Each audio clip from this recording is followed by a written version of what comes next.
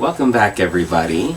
Bowtie85 here, and today we are discussing Tuxedo Shirts in the third installment of my formal wear mini-series. We already discussed the tuxedo, its origins, where it comes from, and where it's gone throughout time, and where it is today. And next we're going to move on to the tuxedo shirt. So the tuxedo shirt, it's a derivative of the men's dress shirts, but it has, like the tuxedo, it has some points of articulation that set it apart from other shirts. So I'm going to show you on mine here. Now this is a custom, so it has a little different kind of things going on, but you'll see here it's ribbed in front. Almost looks like stripes, but it's more of a textural thing. You have studs versus buttons, and you have French cuffs. Those are the three main things. Now some shirts may have like an opaque or textured placket, or some other kind of thing going on here. Some may just be like a regular dress shirt and just come straight down and not have anything going on here. But you're still going to have the studs and the French cuffs for a real tuxedo shirt. Now you do have some instances, sometimes with rentals, where you may get, or those cheap kind of sets where it has the bow tie and cummerbund with it, where it may just be buttons and it may just be a plain barrel cuff shirt. I would advise on avoiding those if you can. I mean, sometimes they're cheap and they're cost effective. You may find some better ones that give you like at least the plastic studs and maybe like a knot, like woven knot style cufflink. But it's really better if you can get more of a traditional style dress shirt. Now there's different styles of shirts as well. Mine, I just have like a spread lay down collar. I have other styles. I have wing collars and things like that. But I would just like to show you now a few examples of different tuxedo shirt styles.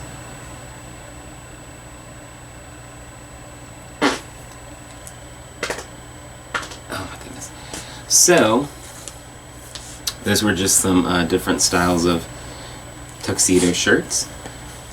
So, the tuxedo shirt itself, or variations on that, already existed long before the tuxedo, and it wasn't really referred to as the tuxedo shirt. It was just a men's formal shirt. Now, at this time, it was, and prior to that, it was worn with tail jacket. And we had detachable styles back then, which I'm going to be discussing in a later video. But you had tunic style shirt, and the collar would attach to the neck and be a separate piece, and the cuffs as well. But some things that did have still, you had the cufflinks, and the shirt was usually studded in some kind of way, so that's still kind of maintained to be a thing. But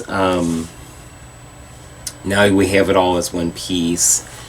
Now the wingtip, or Edwardian style, which comes like all the way up, that was kind of the main points, collar styles for the shirt through most of the 1800s and on and up. And then it was really around, I would say maybe the 30s and into the mid-century, we started getting like lay-down collar styles. Again, a lot of things in fashion changed in the 30s because of the Depression. People were looking for more cost-effective measures to maintain their formal dress. So they started adapting, you know, just regular men's dress shirts that had the lay down collar already, and it's a shirt that was versatile and they could use for different kinds of things instead of having just the wing collar shirt, which only really worked with the tuxedo. And the lay down styles really popularized throughout the 50s and on. We have film characters like James Bond. He wears the different kind of dinner jacket or smoking jacket, and he's got the lay down collar, and you know, he's the big cool thing at the time, so a lot of people were adapting to that style, and that kind of becomes a thing. And then of course when we get into the 70s, we start seeing shirts, ruffled shirts, and even ruffled cuffs, big exaggerated kind of things. And before the 70s, pretty much your formal dress shirt or tuxedo shirt, it was just a white shirt. You may have different collar styles or different placard styles, but it was white. Now in the 70s, we start getting into like baby blues and pinks, and we had different colored tuxedos coming out at the time. Very bold, bright colors and pastels, and people started wearing shirts to match the tuxedo. So if you had like a burgundy or maroon tuxedo, you may have like a pinkish or a light reddish kind of shirt to go with it. Now in the 80s, we start to move back into a more traditional fashion.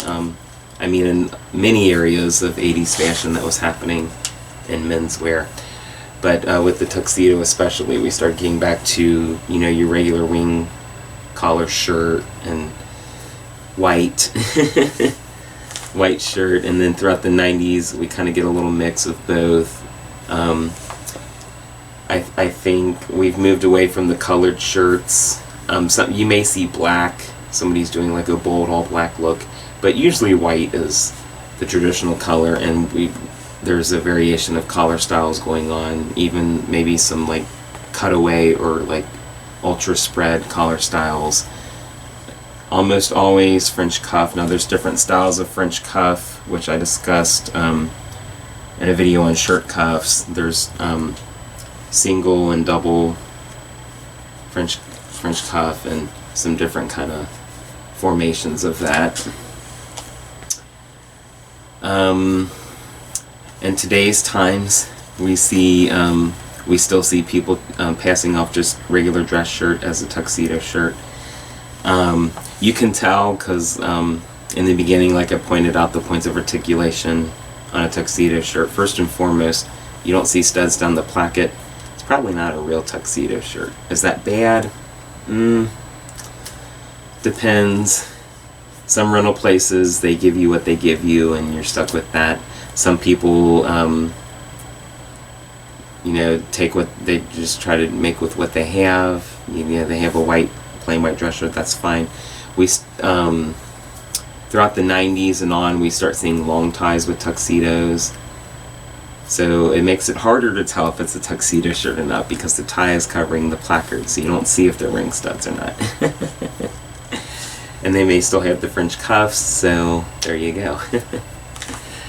But that is just some notes here on the tuxedo shirt. I hope you have found this video informative. I hope you enjoy the improved audio quality from the last time around. As always, like and subscribe at the bottom. Hit me up in the comment section, and until next time.